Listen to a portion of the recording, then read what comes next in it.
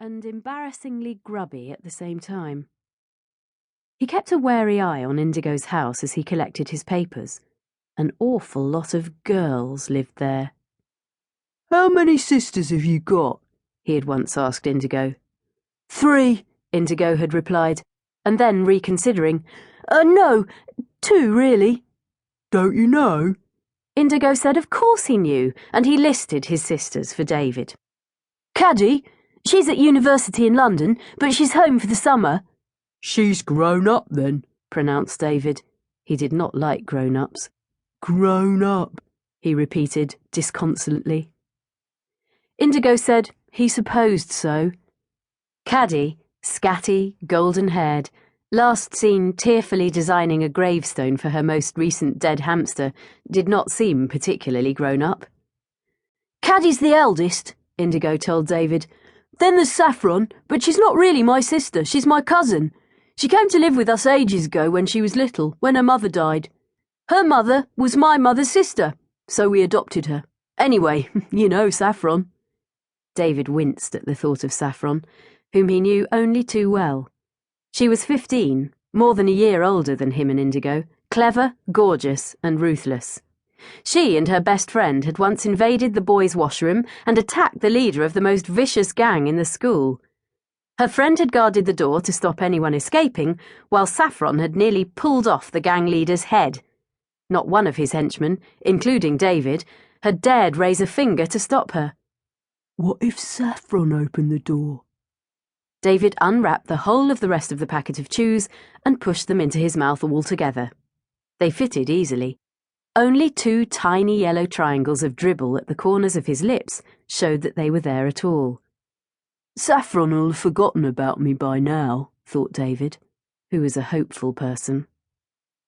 The last of Indigo's sisters was very young, not quite 9, dark-haired and white-faced, completely different from Caddy and Saffron. Nothing about her was alarmingly good-looking, or grown-up, or tough. Her name was Rose. Permanent Rose. "Permanent Rose?" said people, whenever they heard Rose's name for the first time. "What kind of name is Permanent Rose?" "It's my kind of name," said Rose. "Is it a joke?" That was the question everyone asked. Everyone. Even Rose's own father had asked it once. Rose could just remember the huge, indignant fuss he had made when she was 4 years old, and her father had finally discovered that her amusing pet name was not, as he had always supposed, an amusing pet name at all.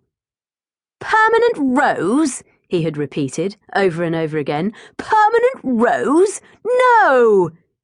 He had been filling in a form for a new passport, putting on all the children's names so that they could travel with him. "Just in case," said Bill, who always did things just in case. Caddy, Saffron, and Indigo were already safely listed, and then he came to Rose. She was hanging around, watching every move he made, the way she always did when he was at home.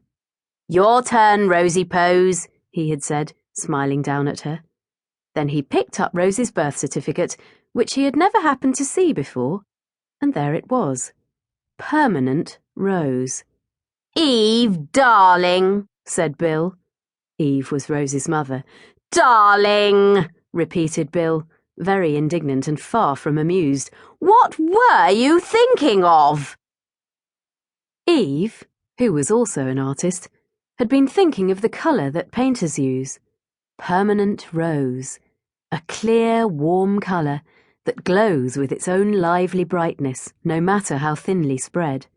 A colour that does not fade. There had been a permanent rose-coloured sky on the morning that Rose was born.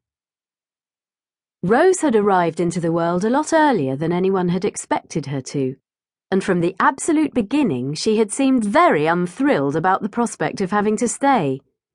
She had been like a visitor hovering on a doorstep, wondering if it is worth the bother of actually coming in.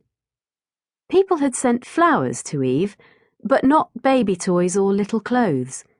It did not seem that Rose intended to be around long enough to need such things.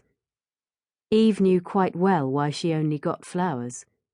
That was why one afternoon she had slipped out of the hospital.